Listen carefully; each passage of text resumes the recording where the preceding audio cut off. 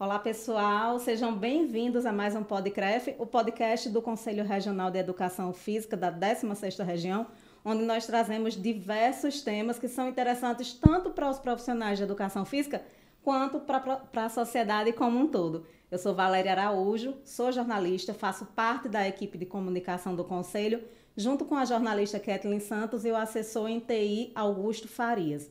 E hoje a gente vai falar sobre um tema muito fofo, muito cheio de amor, que são as gestantes. Mas não as gestantes em si apenas, mas atividade física focada nas gestantes. E hoje nós estamos aqui com Vitor Oliveira, que é profissional de educação física, é especialista em treinamento de gestantes, das futuras mamães, né? E vamos aí ter um bate-papo bem bacana com várias perguntas que com certeza vocês vão ter curiosidade e vão querer perguntar algumas coisas depois para ele, que ele vai deixar também o @ dele lá do Instagram para quem quiser tirar mais dúvidas. Seja muito bem-vindo, Vitor. Exatamente. Pessoal, muito obrigado pelo convite. É uma honra estar aqui, principalmente no Conselho, falando um pouco mais sobre gestantes, né? Um tema bem interessante, principalmente aquelas mães que desejam ou que já estão grávidas, né? Exatamente, porque também a gente já vai dar uma abordagem para quem está se planejando, né? Exatamente. Não é apenas para quem já está gestando, mas quem já está aí nos planejamentos. Porque a gestante não começa justamente quando está gestante, começa antes, né? Ah, olha só, que Principalmente interessante. aquelas que vão fazer FIV, né? Aquelas fertilização. Ah, então, nesse processo já prévio, já existe uma preparação física também para essas mulheres? Existe, principalmente. Quando pensa em relação a ganho de peso, né? Que é o grande dilema em relação à gestante. Tem algumas mães que ficam com receio de ganhar peso. Então, antes mesmo delas estar grávida, ela já começa um processo de emagrecimento, já se preparando em relação à gestante. E já se fala em relação até uma abordagem mais nutricional. Porque isso pode até interferir num bebê. Porque existem dados mostrando que o que a mãe alimenta, relativamente, você alimenta seu filho. Isso. Isso é muito interessante mesmo, porque a gente só pensa na parte, eu pelo menos confesso que eu só pensava na parte pós, já descobri que estou grávida. Exatamente. Então a partir de agora eu vou começar a me programar, mas não, já tem toda uma preparação prévia, não é isso? Isso. E para começar, vamos lá, tirar algumas dúvidas aqui hoje. Existem fases da gestação em que a prática deve ser adaptada ou suspensa? Justamente, existem algumas fases, principalmente em relação à adaptação. Sabemos que são 3 fases, primeiro, segundo e terceiro trimestres. E quando chega no segundo trimestre, aí que acontecem modificações posturais, principalmente porque a mãe vai ganhando peso, a mãe vai crescendo a barriguinha, vai crescendo os peitos, e com isso vai alterando a postura da gestante. E essas alterações, o professor que vai estar ali prescrevendo o treino, ele tem que estar adaptado, tem que estar capacitado para acontecer ou para fazer modificações para que essa gestante futuramente não sinta dor ou se adapte a gestante ao exercício. Em relação a o que parar, né? Existem algumas coisas, alguns incidentes que a gestante não pode continuar a treinar. Vitor, quais são os mais incidentes hoje em dia? Sangramento vaginal. É um alerta em relação à gestante poder parar de fazer exercício físico. Sim. E é interessante também que essa mulher tenha um contato muito estreito com você e uma confiança, né? Para ela explicar tudo que está acontecendo ali com o corpo dela, quais são as sensações que ela está sentindo, para que você possa fazer essas adaptações, não é isso? Exatamente. Eu digo que a gente tem que fazer um laço network. Network entre o obstetra, network entre a fisioterapeuta pélvica, nutricionista e o profissional de educação física. E dos incidentes que eu falei em relação ao que faz com que a gestante pare, é o sangramento. Mas o que está acontecendo? Geralmente eu percebo que 30% a 40% das gestantes existem sangramentos. E qual o tipo de sangramento que tem que ficar alerta, né? Sim. Existem 2 tipos de sangramento. O sangramento que é mais avermelhado, ele possui um fluxo maior, então é um sangramento de atenção, alerta. Então, já você profissional que está lidando com gestante, aparecer esse sangramento, ou você gestante que aparecer esse tipo de sangramento, então procure seu ginecologista. E tem aquele sangramento que ele é como se fosse uma borra, mais amarronzado.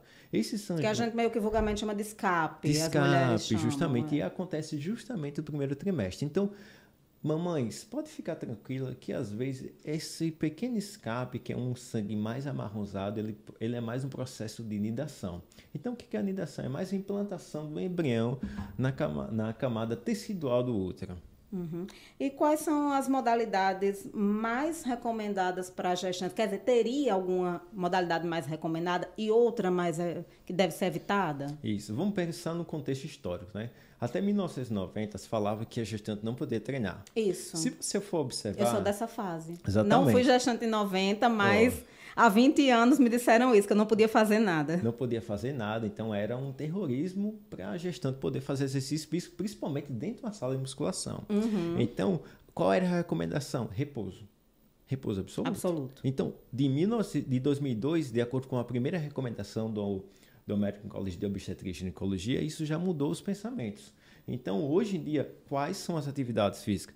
Musculação é super recomendável. É o cargo-chefe em relação a aconselhar a atividade física. E quais são as modalidades que já se vinham praticando? Hidroginástica, principalmente pilates pode fazer.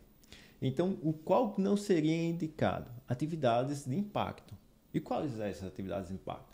Como pular, como atividades que gerem um impacto na barriga, ou então um estresse, um impacto em relação a salto, por causa da pelve, por causa do quadril dessa gestante que vai começar a crescer. Era essa a minha pergunta mesmo, a próxima. Quais os cuidados que a gestante deve ter também? Porque ela tem que respeitar o seu corpo, né?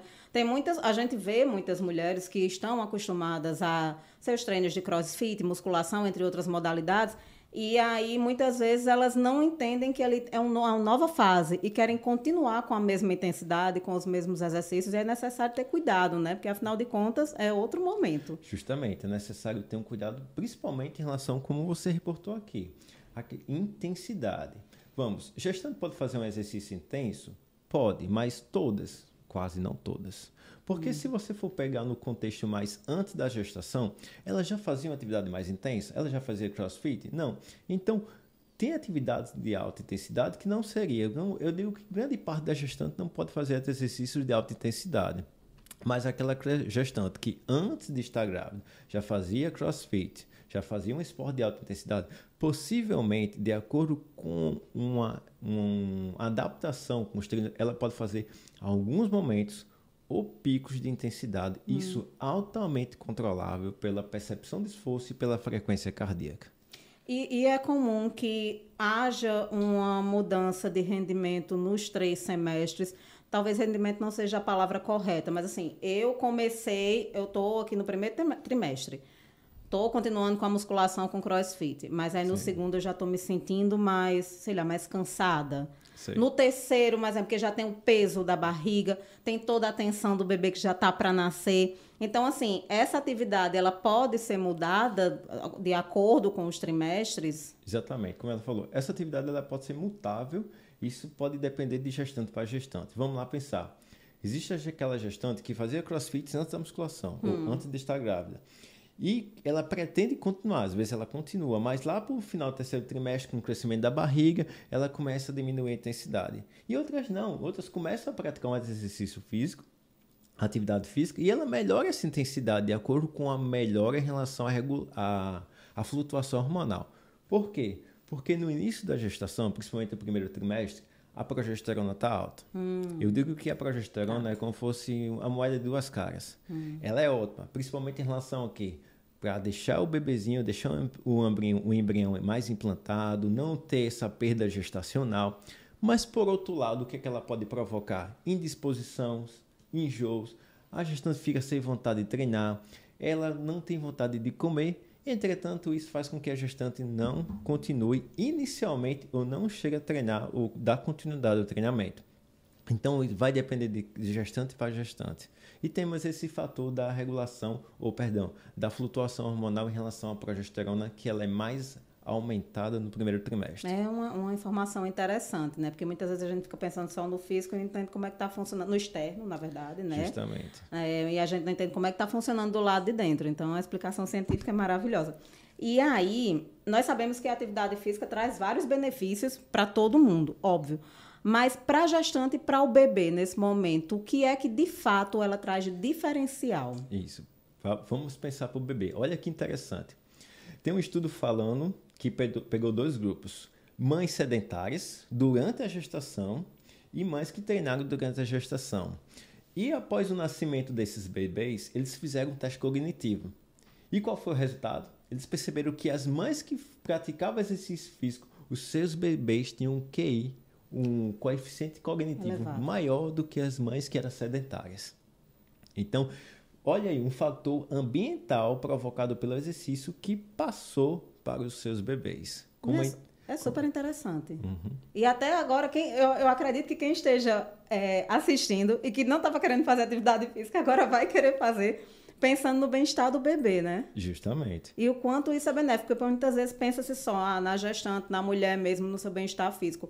Mas essa projeção para o bebê é muito interessante. E isso aí já é um começo de vida saudável, né? E que ele já começa de uma forma diferente. Isso. E eu estou falando só da parte cognitiva. Tem a parte até de composição corporal. Relatando que as mães que praticavam atividade física, seus bebês tinham o IMC muito mais adequado, muito mais dentro dos padrões a um indicativo saudável do que aquelas mães que eram sedentárias e tinham os bebês um pouco mais obesos, um pouco mais com sobrepeso. E quando a gente pensa em mulheres grávidas, em futuras mães, a gente também já vem com as questões físicas como inchaço, insônia, dores nas articulações, né? Isso. Como é que entra a atividade física e ela acaba amenizando esses fatores? Isso, exatamente. Perfeita colocação. Vamos lá pensar em relação às dores. Vamos pensar em relação às articulações que estão sofrendo um pouco mais de dor ao longo do tempo, principalmente no terceiro trimestre. De 17 a 21 semanas, temos o pico da relaxina. Eu adoro que ele já vem com vários os nomes científicos, eu acho incrível. Então, o que essa relaxina faz? Essa relaxina ela promove o aumento da dilatação das articulações. Ela promove uma frouxidão. Mas será que é interessante essa frouxidão da articulação? Sim, porque o corpo ele não pensa se você vai ter cesárea ou se você vai ter normal.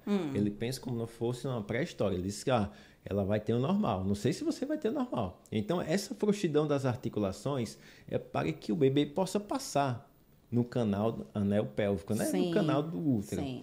Então, isso é ótimo, é perfeito, esse hormônio da relaxina. Mas, por outro lado, essa instabilidade pode provocar dor, principalmente em relação ao quadril. E essas dores, que pode ser, principalmente acontecem mais em gestantes, 50% dores lombares, síntese púbica e dores sacroiliaca. Então, como melhorar esse quadro? Exercício físico, musculação. A musculação melhora a estabilidade desse quadril, fazendo com que essa mulher não sinta dor.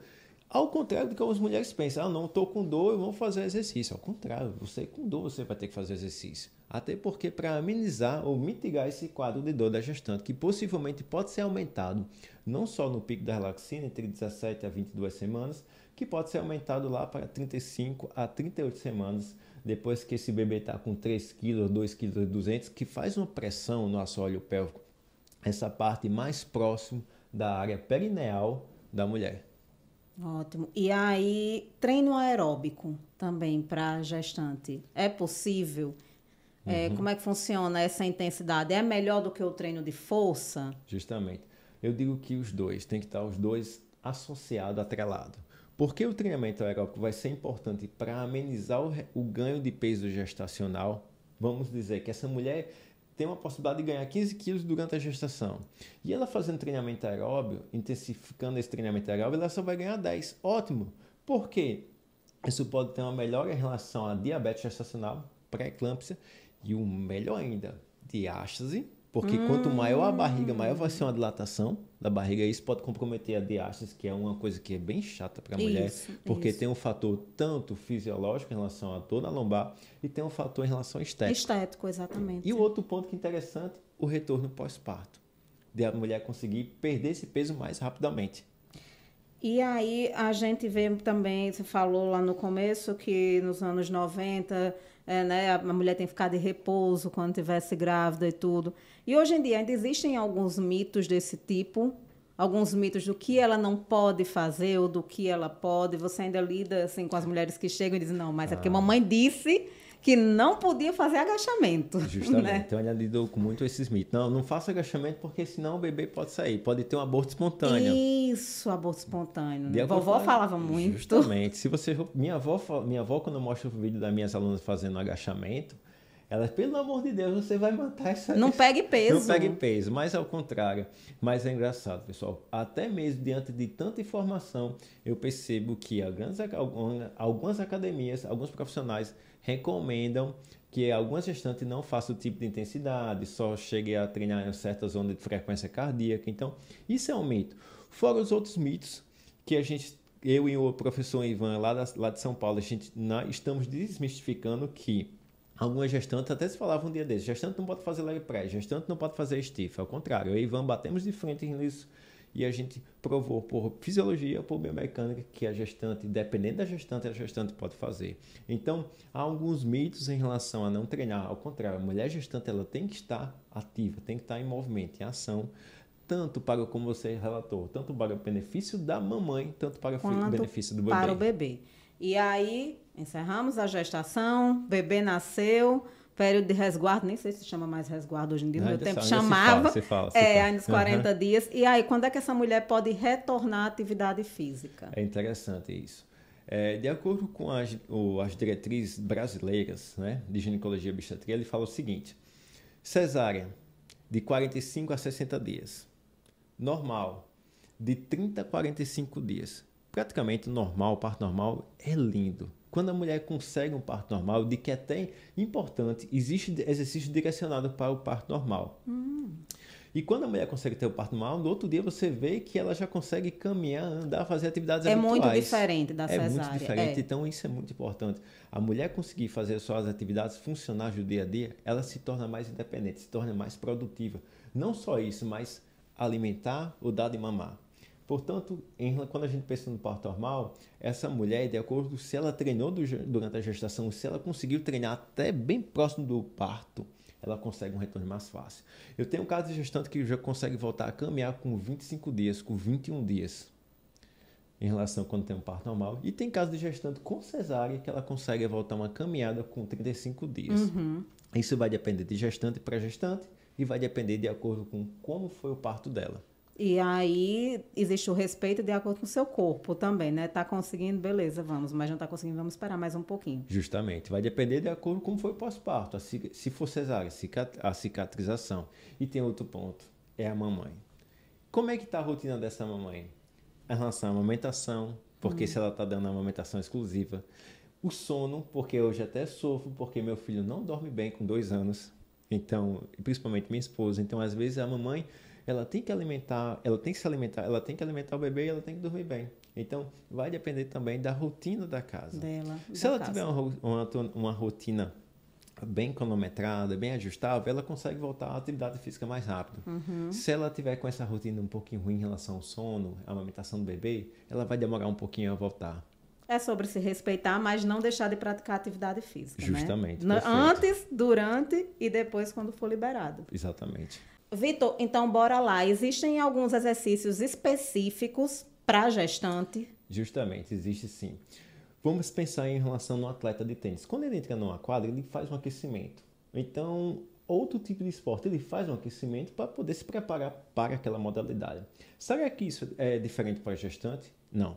Existem alguns exercícios, principalmente o Power Press e o MapDit, que é um exercício da minha criação, que está lá no meu livro digital. Patenteado, inclusive. Patenteado, que ele tem um direcionamento para gestantes antes de começar justamente um treino de força ou um treinamento aeróbio. Então, que exercício é esse? É um exercício que ele vai fortalecer o assoalho pélvico, que vai fortalecer essa parte do core do abdominal e principalmente trabalhar uma região que é afetada, que é a parte da respiração.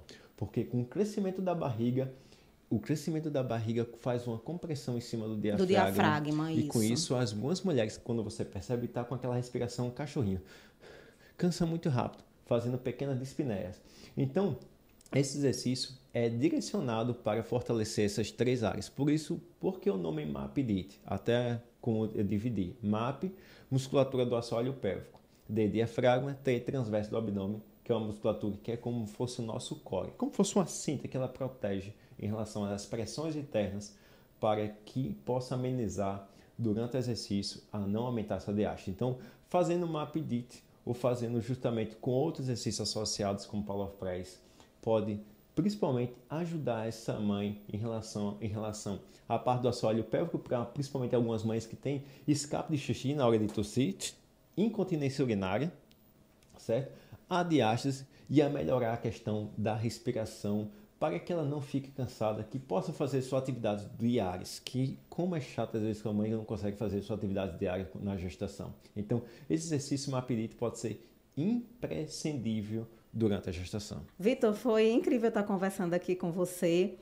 Nós com certeza teríamos mais perguntas e se a gente continuasse aqui teria muito tempo de conversa, mas eu deixo para você que está nos assistindo tirar suas dúvidas também com o Vitor, e aí ele vai deixar agora o arroba dele no Instagram, se você ficou com dúvida e até quer entrar em contato com ele para ter uma assessoria personalizada, né, saber mais sobre o processo de trabalho dele, fica com você agora e deixar sua mensagem. Quem quiser me seguir é @VitorOliveira2, meu telefone é 98855-3635.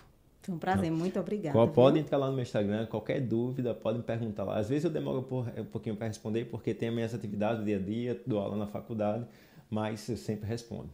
Obrigada, Vitor. E as portas do CREF 16 estão abertas para você e também no nosso programa. Você pode voltar para a gente conversar um pouco mais. Exatamente. E obrigada a você que acompanhou mais esse episódio do Pod CREF.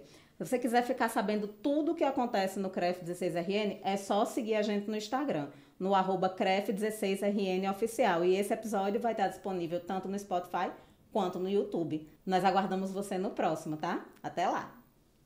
Tchau, pessoal.